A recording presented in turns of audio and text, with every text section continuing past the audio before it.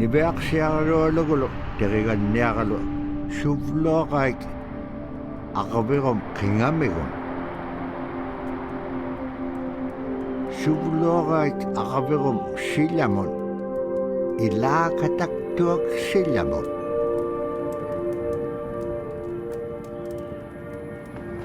tipineraik saanganut nunaaqkan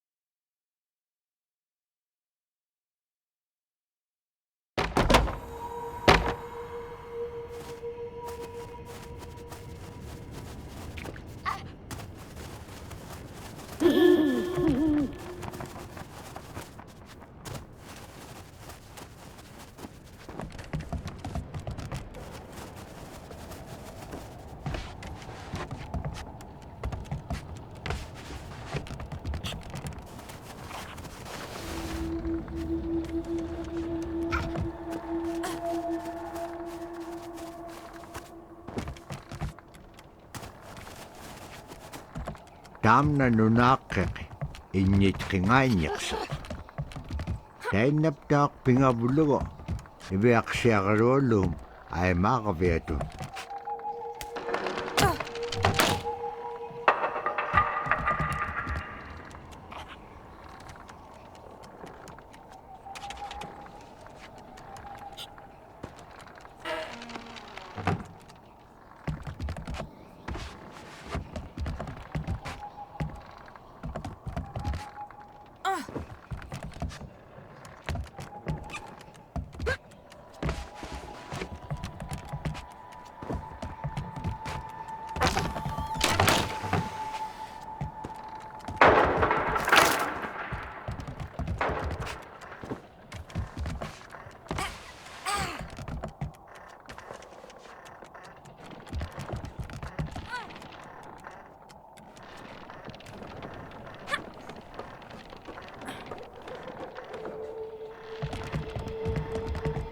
Kigorajat qaummaaqtitkaat nunaaqqiq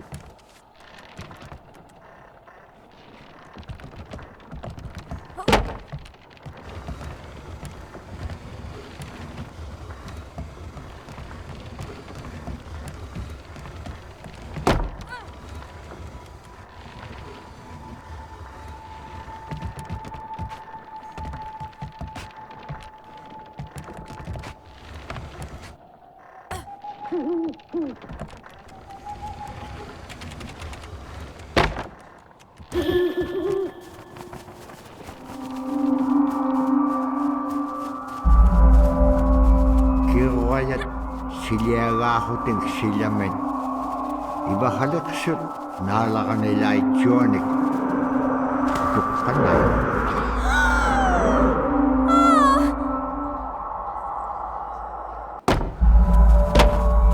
Kigorajat siliagaahutin sillamen ivahaleqsut naalaqanilaitsuanik tuqqanai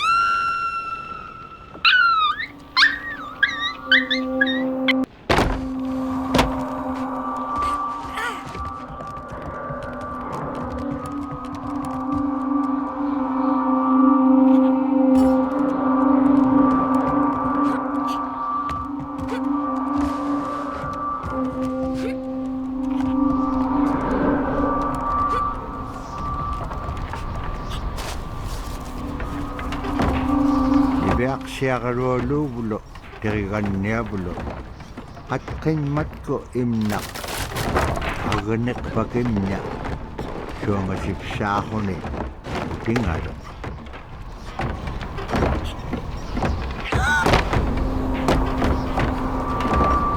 Ibeaq siagalualubulo, teriganniabulo, qatqimmatku imnaq, agniq pakimnya, suangasipsaaquni, utingalu.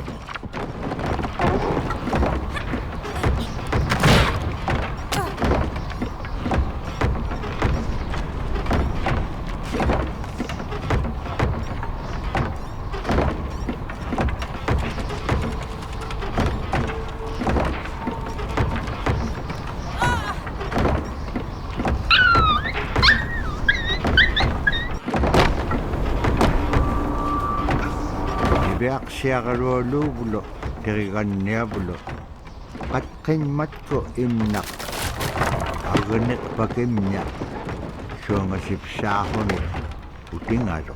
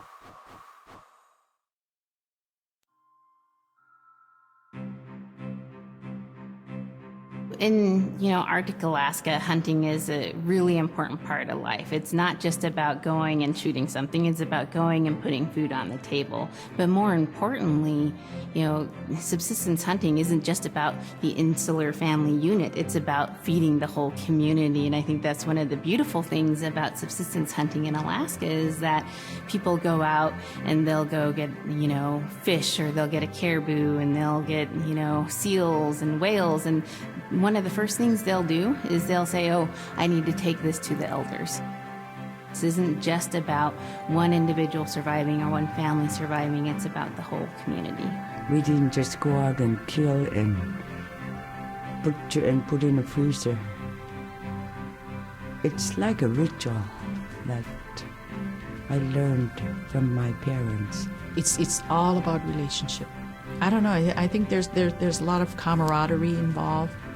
And just being out on the land or being out on the ocean, it's like getting back in tune. I'd rather be out there. To me, once I go out there, it's the world that I learn from.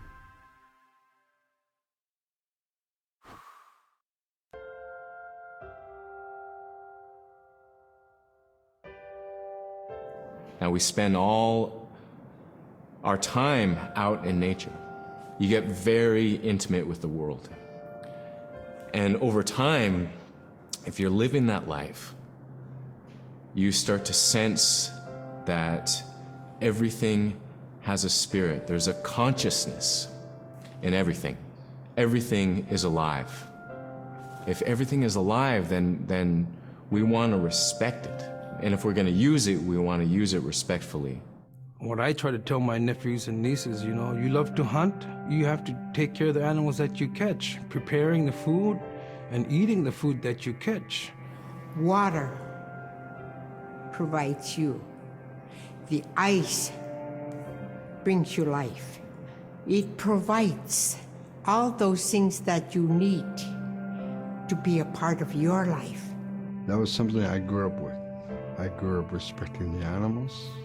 I grew up respecting the land, and that, to me, that is why we as Inupiaq, as an Inupiaq culture, as an Inupiaq people, is why we're so successful.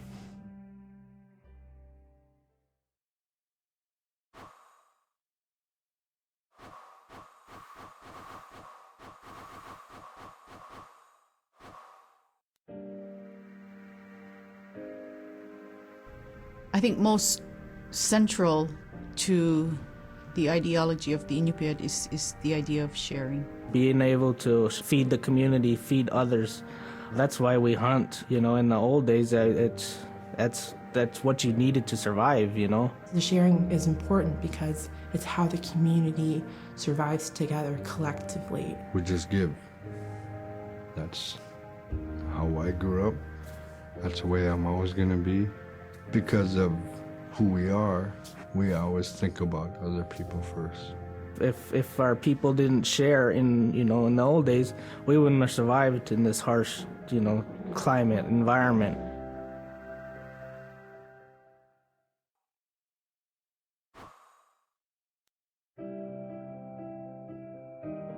We have Big Tahiti, Little Tahiti, and King Island. And in those three islands are the stepping stones to get to America. So King Island is this absolutely beautiful place off the coast of Alaska. And if you can imagine being on this really kind of rocky island that kind of shoots up from the water to these cliffs, and then all of a sudden you see these stilts, and then you look up and there are these houses. They were built on the cliff up high because of the ice. Being an island in the Bering Sea, you have ice that's being pushed by the winds onto the island. So it's going to pile up 50, 60 feet high. Structures are still there today, and people have returned to King Island. It's a growing community as the people return back to their island.